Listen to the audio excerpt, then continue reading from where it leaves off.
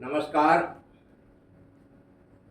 आज मैं आत्म जागृति पार्ट 3 के बारे में कुछ बोलना चाहता हूँ।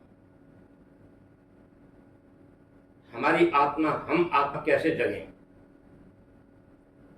आत्मा अनादि काल से है, अनंत काल से है, अनंत काल तक रहेगी।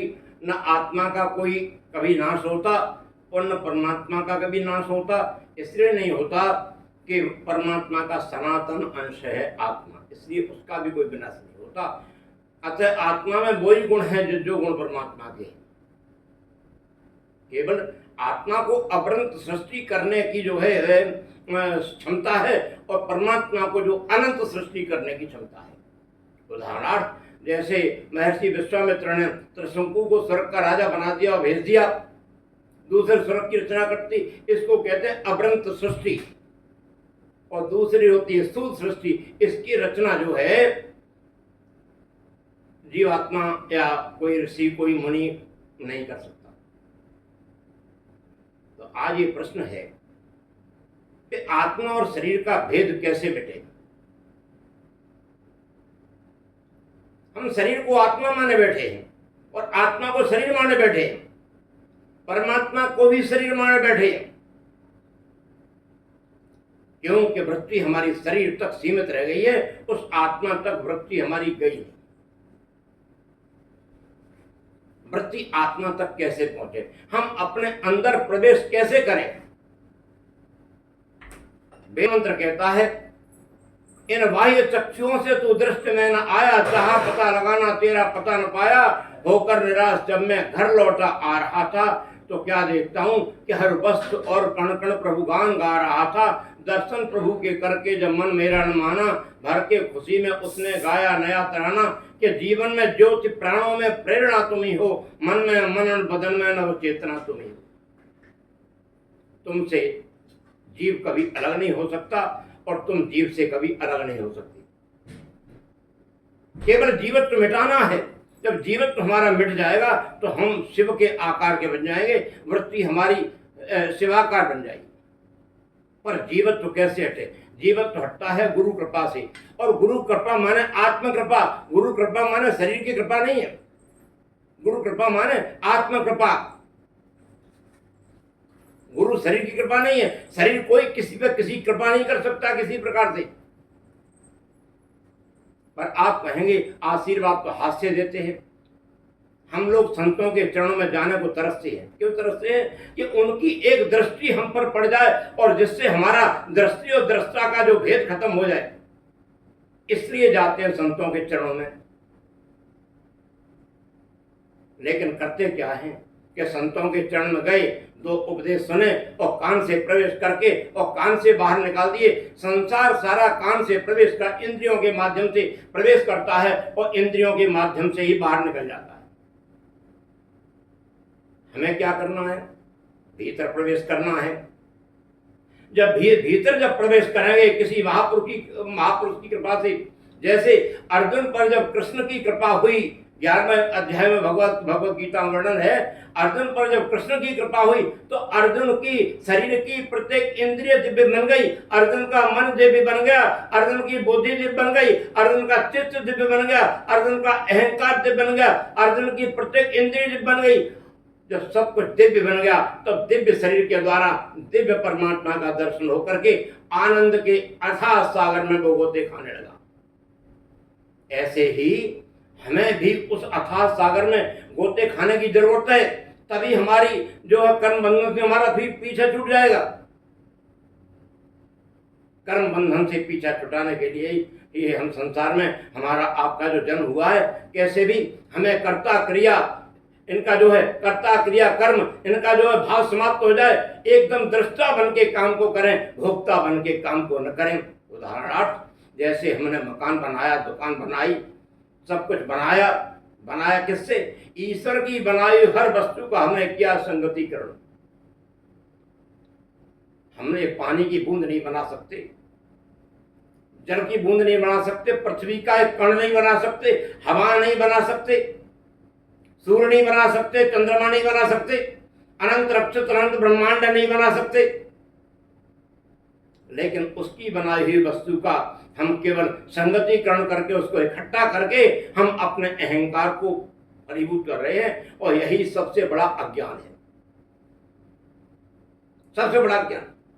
कभी मैंने सोचने का प्रयास नहीं किया, चिंतन करने का कभी प्रयास नहीं किया कि हमारे शरीर में पृथ्वी, अग्नि, जल, वायु और आकाश के परमाणु हैं कहां? कभी नहीं सोचा। केवल कथाओं में लिप्त होते रहे, कथाएं सुनते रहे, और कथाएं सुन के कान से प्रवेश करके कान से निकालते रहे, कथाओं के अंदर भी नहीं प्रवेश किया। हमारे शरीर में अग्नि कहां है, जल कहां है, वायु कहां है, अंतरिक्ष कहां है, ये सब तत्व है कहां? तो जब तक हमें इन तत्वों की अनुभूति नहीं होगी, एक एक तत्व का अपने शरीर में के अंदर जब तक हमको ज्ञान नहीं होगा, तब तक हम ब्रह्म की चर्चा करना तो असंभव समझते हैं। बिल्कुल पहले तत्व का, इन तत्वों का ज्ञान होना चाहिए, और इन तत्वों का ज्ञान होकर के इन तत्वों की स्वरूप के अंदर स्थिति, हमारे शरीर के अंदर कहां स्थिति है इनकी, उसका ज्ञान होना चाहिए। उदाहरणार्थ, ये अस्थियां हमारी जो है ये पृथ्वी का अंश है। अस्थियों के कारण से हम कहे जाते हैं पार्थिव प्राणी, पार्थिवता से लगे हुए हैं, पार्थिव प्राणी हैं। अगर अस्थियां नहीं हो तो हम लोग चल फिर नहीं सकते, खड़े नहीं हो सकते। अस्थि है पृथ्वी का अंश। ऐसे ही हमारा जो जल है, जल का अंश है हमारा रक्त। शरीर के अंदर 65% रक्त है। 65, उस रक्त में भी जितना रक्त है उसमें 65% पानी है। तो रक्त हमारा जो है किसका है? जल का तत्व, जल का तत्व है। अग्नि तत्व क्या है? अग्नि तत्व है हमारे ब्रह्मचर्य की पुष्टि। दुर्भाग्य से मनुष्य गटर में बहता फिर रहा, जिसकी पुष्टि करनी चाहिए उसकी पुष्टि नहीं करता। ये हमारी धरोहर है। इतना भोग किया इस मनुष्य ने, अगर इसके अनंत जन्मों के अगर हिसाब किताब कर लिया जाता तो शायद एक समुद्र बह जाता, समुद्र बन सकता था। इतना नाश किया है हम लोगों ने। अग्नि, वायु, वायु का अंश है हमारा। वायु जो है, वायु का हमारा प्राण है, जो श्वास प्रश्वास लेते हैं। अरबों खरबों परमाणु श्वास के द्वारा अंतःकरण में प्रवेश करते हैं, और अरबों खरबों परमाणु अंत और बाह्यकरण से अंतःकरण जाके प्रवेश करते हैं, और बाह्य अरबों खरबों परमाणु बाहर निकलते हैं। हमारे ऋषि महात्माओं ने इन एक एक परमाणु की गिनती की थी, कितने रजोगुण से युक्त हैं, कितने तमोगुण से युक्त हैं, कितने सतोगुण गुण से युक्त हैं, और तब उन्होंने ऋषित्व की उपाधि को पाया है। ऋषि ऐसे ही नहीं बनते, संत ऐसे ही नहीं बनते। अग्नि का अंश, वायु का अंश, प्राण है हमारा। प्राण क्या? वायु का अंश, वायु है, प्राण वायु। और प्राण वायु हम कभी कभी इधर दूषित, हमारा शरीर कभी इधर कभी इधर दर्द हो रहा है, कभी इधर दर्द हो रहा है। मनुष्य को, बेचारे को प्राण भी उसके अधीन नहीं है। प्राण उसके अधीन नहीं है। कभी किसी भाग में दर्द, कभी किसी भाग में दर्द। क्यों? उन्होंने प्राण विद्या को सीखा नहीं। जब प्राण विद्या को नहीं सीखा तो प्राण उनके अंदर कैसे उनके अधीन कैसे हो जाएगा? हनुमान जी से प्राण विद्या के साधक, अंगद से प्राण विद्या के साधक। इन्होंने जो है साधना करने के बाद रावण के दरबार में भी अगर हनुमान जी जाते हैं तो एकदम जबरदस्त तरीके से वो बोलते हैं, जबरदस्त तरीके से। कोई उनका हनुमान, इतने रावण के दरबार, उनको भय नहीं था बिल्कुल। जो प्राणहीन हैं उनको भय होता है, जिनके शरीर में प्राण बलवान है उनको कभी भय नहीं होता। तो हम निवेदन करते हैं आप लोगों से कम प्राणायाम करें, ध्यान करें बैठ के, और ध्यान रखें। मैं ये कहूँगा, ध्यान करने के बजाय ध्यान रखना अधिक आवश्यक है। क्यों? अगर हमने ध्यान रखना शुरू कर दिया तो ध्यान आपका शुरू हो जाएगा। ध्यान किसका रखें? कभी जाते हैं इधर से तो देखते हैं कोई हमारे कभी पैर कभी गलत कार्य के ले जाएं, और गए हैं तो परमात्मा तत्काल प्रार्थना करें, हे प्रभु हमारे पैर कभी गलत कार्य के लिए न जाएं, हमारे हाथों से कोई गलत कार्य न हो। इस बात का अगर आप ध्यान रखेंगे तो आपका ऑटोमेटिक ध्यान होना शुरू हो जाएगा। नास्ति ध्यानम समम तीर्थम नास्ति ध्यानम समम तपम, नास्ति ध्यानम समम यज्ञ। ये ध्यान के समान कोई वस्तु नहीं है। ध्यान में मनुष्य अपने आप को ही दे डालता है, समर्पित कर देता है, कुछ बचता ही नहीं। इसी के साथ शब्दों को विराम देता हूँ। ओम शांति।